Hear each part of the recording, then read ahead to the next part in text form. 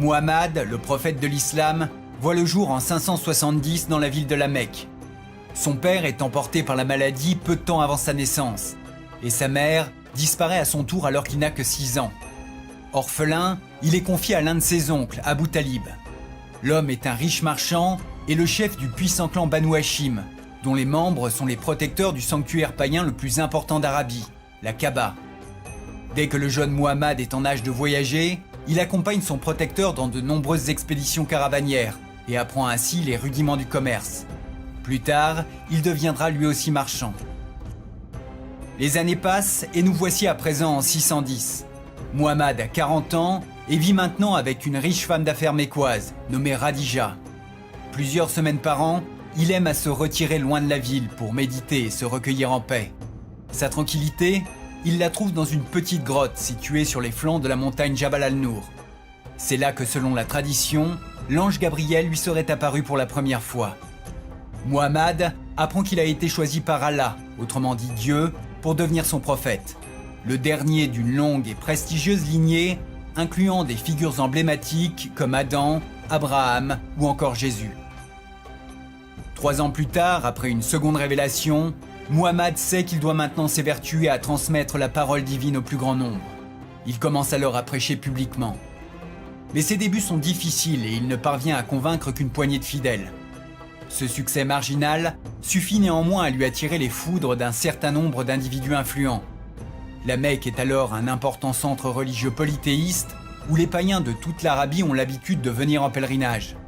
Il ne faut donc pas longtemps pour que certains voient en ce prophète monothéiste un élément perturbateur menaçant la vie religieuse et les intérêts économiques de la ville.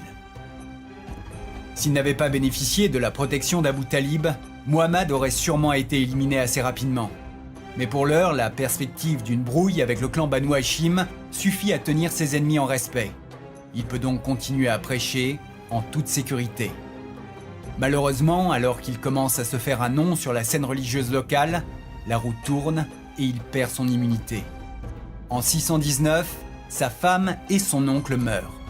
Le clan Banu Hashim passe sous le contrôle d'Abu Lahab, et ce dernier ne veut rien avoir à faire avec Muhammad. À partir de maintenant, le prophète est seul face à ses ennemis. En 622, il apprend que ces derniers préparent son assassinat. S'il reste à la Mecque, il est un homme mort. Disposant de soutien à Yathrib, l'actuelle Médine, il décide d'aller s'y réfugier avec ses disciples. Ce grand départ est appelé l'Hijra, ou l'Hégire en version francisée.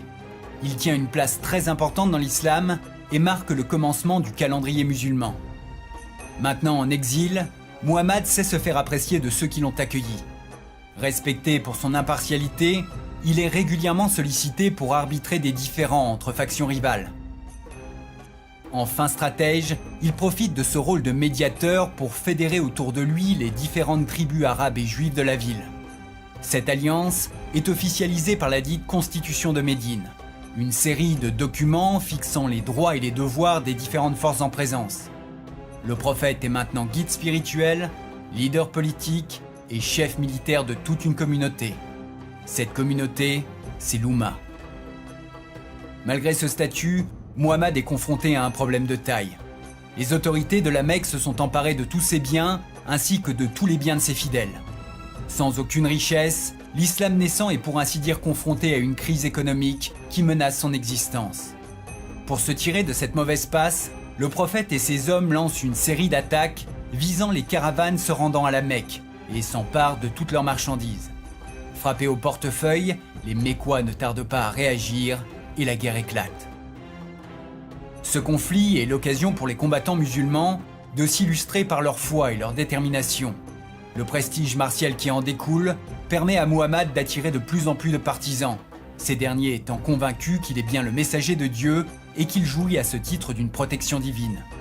En 630, le prophète a enfin rallié à lui suffisamment d'hommes pour lancer l'offensive finale contre la Mecque. Face aux 10 000 musulmans qui se pressent à ses portes, la ville dépose presque immédiatement les armes. La victoire est éclatante et permet à Muhammad d'ancrer solidement l'islam en Arabie. Pour s'assurer le soutien du plus grand nombre et stabiliser son pouvoir, il prend soin d'amnistier ses ennemis et les invite à rejoindre l'Oumma. 2 ans plus tard, en 632, il effectue son premier pèlerinage à la Mecque. La ville est à présent le centre névralgique de l'islam et sa Kaaba est passée du statut de monument païen à celui d'édifice le plus important du culte musulman. Son séjour terminé, le prophète retourne comme prévu à Médine. Pourtant, quelque chose ne va pas. L'homme est en proie à une forte fièvre et à de violents maux de tête. Il a été empoisonné. Après plusieurs jours d'agonie, il s'éteint finalement le 8 juin, à l'âge de 62 ans.